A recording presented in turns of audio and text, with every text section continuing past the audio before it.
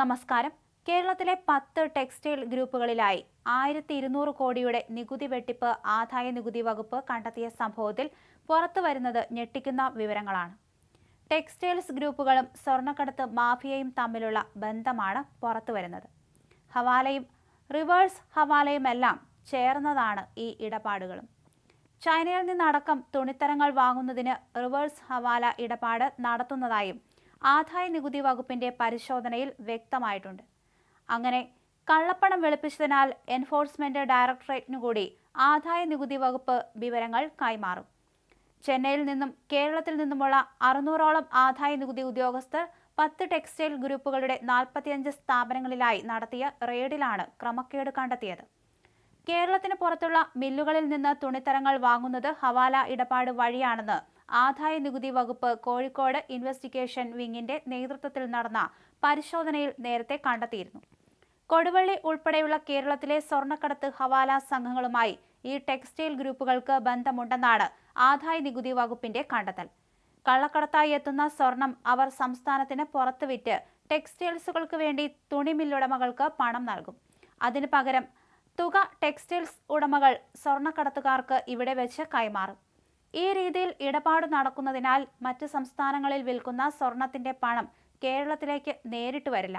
അതുകൊണ്ട് തന്നെ അതിർത്തി ചെക്ക് പോസ്റ്റുകളിൽ നടക്കുന്ന പരിശോധനയിൽ പിടിക്കാനും കഴിയില്ല.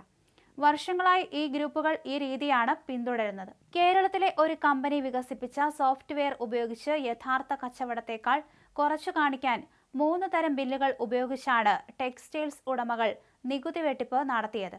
അതുകൊണ്ട് തന്നെ സോഫ്റ്റ്വെയർ വികസിപ്പിച്ച കമ്പനിക്കെതിരെയും ആദായ നികുതി വകുപ്പിന്റെ നടപടിയുണ്ടാകും.